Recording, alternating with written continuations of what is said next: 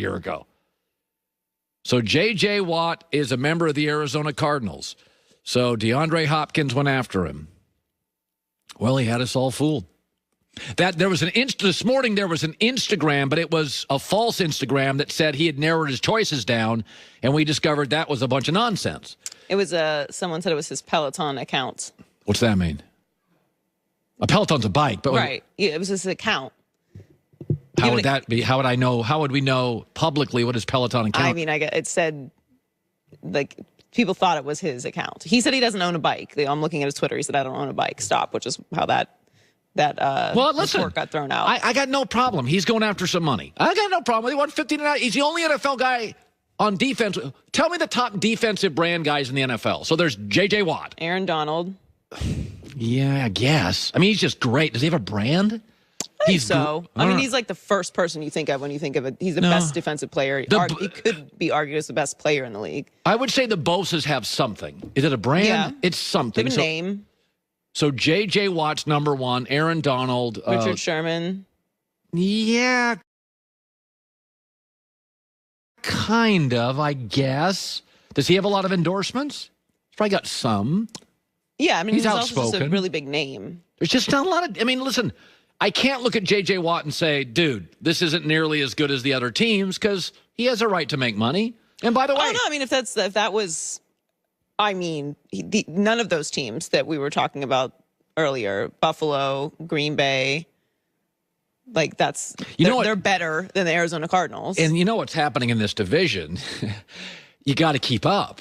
I mean, so Steve Keim, the GM of Arizona, is like, Jamal Adams and Dunlap go to the Seahawks. No, I think it's great for the Cardinals. I mean, it's like recruiting in the SEC. You got to keep up. If you don't have a top 12 class, you can't compete in the SEC. You have to get great high school football play. That's why Lane Kiffin was going to get a job, because he can recruit. And eventually, if you can't recruit at an elite level, you just can't compete in the SEC. In this division, you have to get star players. You're facing Russell Wilson twice a year, and now Stafford. The Stafford move, Arizona probably looks at Stafford and thinks, okay, we got 3 winning quarterbacks potentially. We got bring premium coffee to people who love America. Colin right, Colin wrong, top of next hour.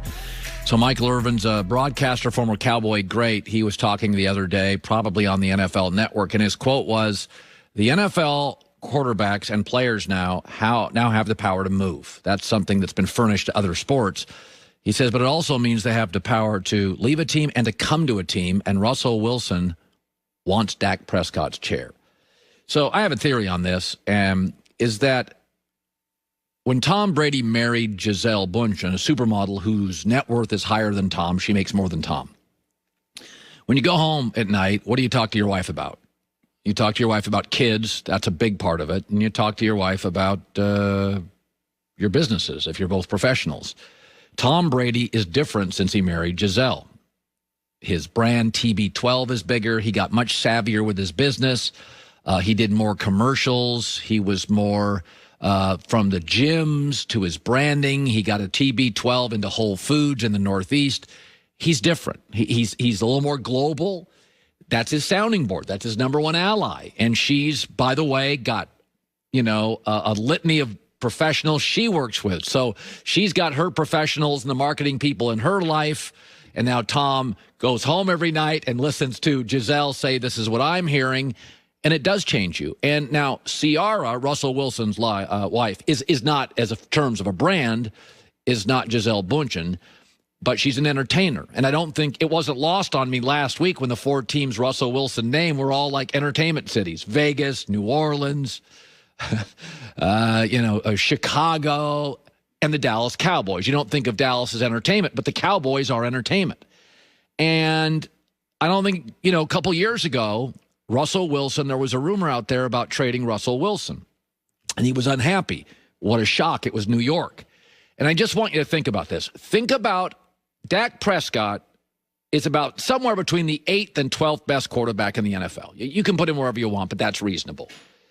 Dak Prescott, 2 years ago, had made $50 million in endorsements. Pepsi, Citigroup, 7-Eleven, New Era Cap, Sleep Number, Campbell's Soup. Russell Wilson had Bose. So Russell Wilson goes home in Seattle and sits in his house and watches it rain. And Dak Prescott goes to his house in Dallas and watches it rain money and endorsements. Dak Prescott's like the 10th, 12th best quarterback in the NFL, maybe slightly better. 50 million endorsements as an NFL player 2 years ago. I heard that number this morning. I was like, what? I mean, what's Patrick Mahomes going to make? What's Aaron Rodgers make? So when I look at these, I absolutely think Russell Wilson, who is very aspirational, do I think he sits and thinks about that? Oh, all the time. There's stories like 2 weeks ago or a week ago in The Athletic where he went to the Super Bowl and he was just seething watching Brady.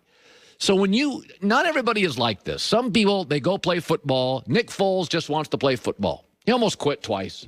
That's okay. Nothing wrong with that.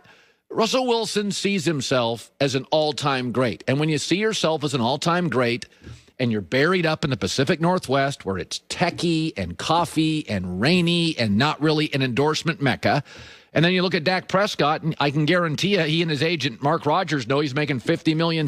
By this time, it could be $100 million. And if Dak is the same price as Russell Wilson's also aware of that. So there's no doubt in my mind Russell Wilson and Ciara would not lose any sleep number, if you're talking Dak, would not lose any sleep switching teams with Dak or going to the Cowboys. And by the way, the Cowboys, what do they keep showing Russell Wilson and outsiders? We like Dak. They like him, but no contract. So that's the image the Cowboys sent out to all of us, including Russell Wilson. We like Dak.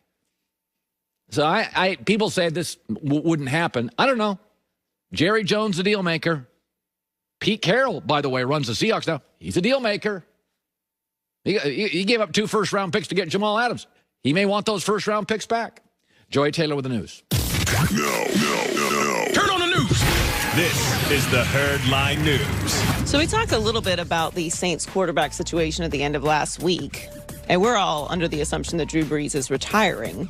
He hasn't officially retired, and a new workout video has some second guessing if he will actually retire this offseason. His trainer posted a video of Drew Brees pushing a weighted sled, which is my least favorite exercise. Now, why would you ever do that sled if you weren't going to play again? If we saw him like jogging or like he was in a boxing gym doing stuff for cardio. Yeah, maybe some burpees. That's like a training to play again thing, isn't it? Well, near the end, a caption pops up on the screen that says, not sure why he's so cray-cray today, but something must be brewing. It is interesting. It's an interesting thing to do. It's an interesting thing to do and post because you know that you haven't officially retired and he's posting it too. He wants you to see it. He chose to allow us to see this. Now, his trainer posted the video, but he knows he's being recorded and he knows his trainer is posting it. So I don't know. I had no thought